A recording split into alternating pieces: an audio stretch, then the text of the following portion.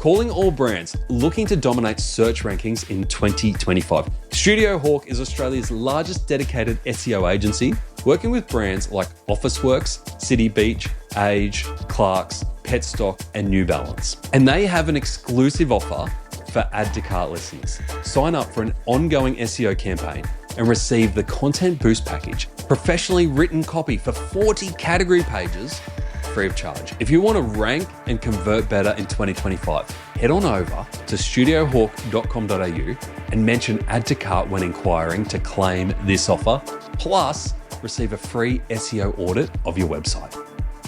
As we come up to peak season, I think we all know that pricing is and always has been one of the most powerful levers in retail. Change it too often and you run the risk of devaluing or making it too unpredictable for customers to put a value on what you're selling. Change it too slowly and you're probably giving up margin and might become invisible. Managing pricing, especially real-time pricing, is a real art. And I want to get into this today and take you on a little bit of a journey around some of the tips from our guests around how they manage pricing. Because we know we're in a world now where customers are comparing price and it's easier to do than ever. One time you had to go and open 1,000 tabs on Google to try and compare it. Now you can see them all in Google Shopping. Or better still, you can get your favorite GPT to run a search for you and bring you back the best options straight away. It's never been easier to compare pricing and to work out where the best value is.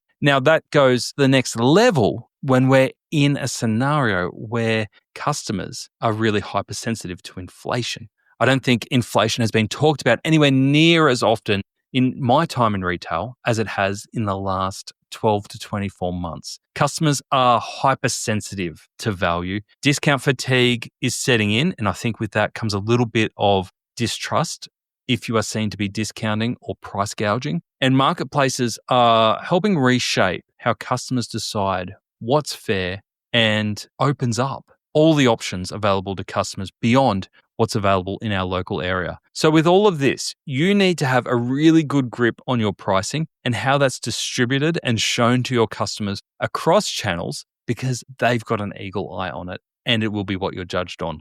I want to throw us back to a conversation that we had with Richard Stevens, who is the founder of Zyft, and he knows about pricing better than anyone. Zyft is a platform that indexes over 130,000 product searches every day, pulling real-time pricing and stock data directly from retailers and even feeding that intelligence back into the retailer's system. That means that every time a customer searches, the machine learns what's happening in the market and the retailer gets instant visibility on how they stack up. But Richard takes it a step further in this conversation, and he talks about price not just as a competitive lever, but as a price truth, almost showing up as a brand asset, showing up with accurate, trustworthy, and up-to-date data so that the customer can make a confident choice. Let's hear how he describes it. An empowered, confident consumer is a great thing, right? You're shortening that decision funnel. Sometimes there are important decisions that you should be making today. Consumers are using tools nowadays. I mean, I think in the last year alone, I think the use of AI in the shopping experience has increased in Australia by 45%. So it's happening. So it's then about, as a retailer, what do you do to leverage that? And if you embrace it and lean forward and say, well, actually, if the consumer is more confident, it may actually mitigate some of that procrastination or that tendency of leaving things till tomorrow. If I am in store and know that there's a product I want to buy and it's actually priced competitively and it's right in front of me, a transaction could be happening there and then because of that knowledge and confidence, rather than it be left for another day and that customer just walks out the door, no matter what the salesperson may try or hope to do. So I think it's about accepting that what consumers are looking to do, how can you use that as a retailer to your advantage? So I think that's a really smart take, not just thinking of price as the last step or the last verification before a customer makes a decision, but as an indicator of brand trust and brand value. If customers are seeing different prices for the same product all over the web, or if they're seeing you price really high one day and then really low the next, what does that do to your brand? Richard's take on pricing is a massive reality check for us in e-commerce, especially at this peak time of year.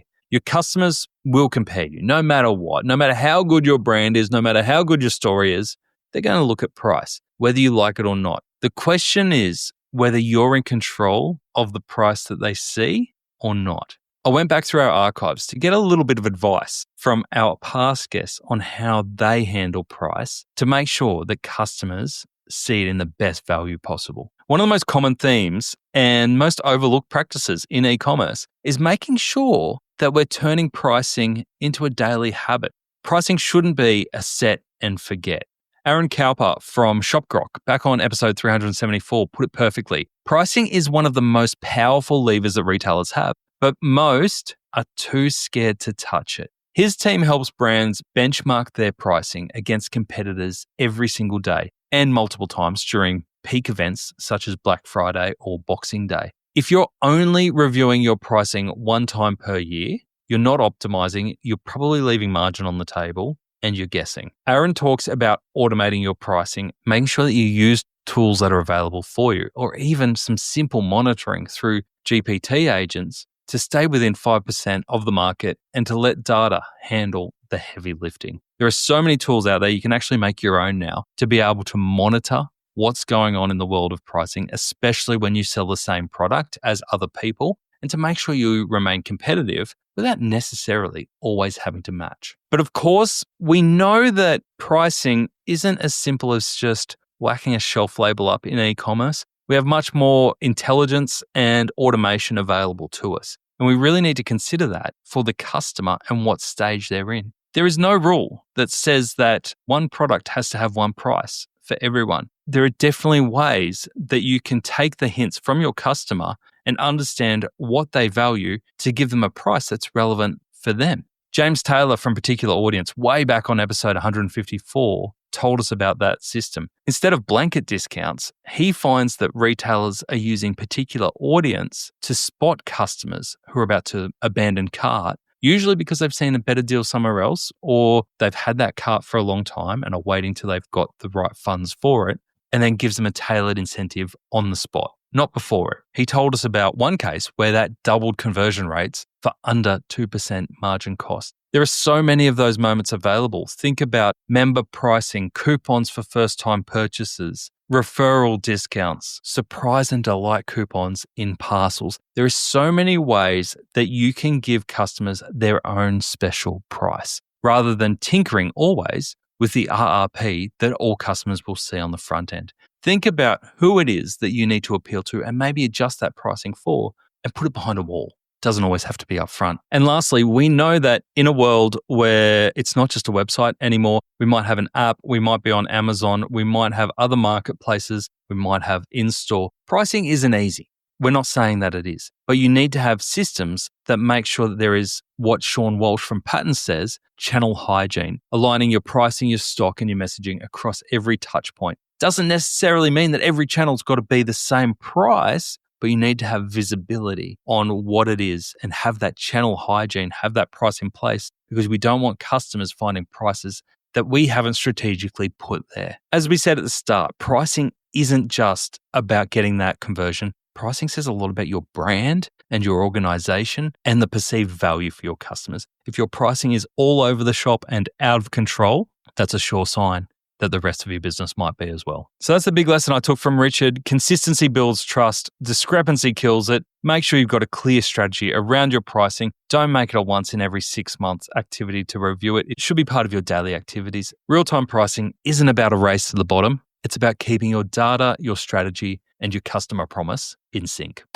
If you enjoyed this playbook, make sure you hit subscribe on YouTube, Spotify, or Apple, wherever you're listening from, and we will bring you more interviews and more playbooks for your e-commerce business in the coming weeks. Now, also, if you really want to discuss real-time pricing, if you have questions that come out of this episode, if you want to discuss different tactics, head on in to the Add to Cart community. It's free to join, and you can find the link to sign up on addtocart.com.au. We have over 500 e-commerce professionals in there ready to share tips, give advice, and help each other out. We know that real-time pricing is not easy. If it was, we'd all be doing it. Go in there, and you'll have some great minds to bounce ideas off there. See you next time.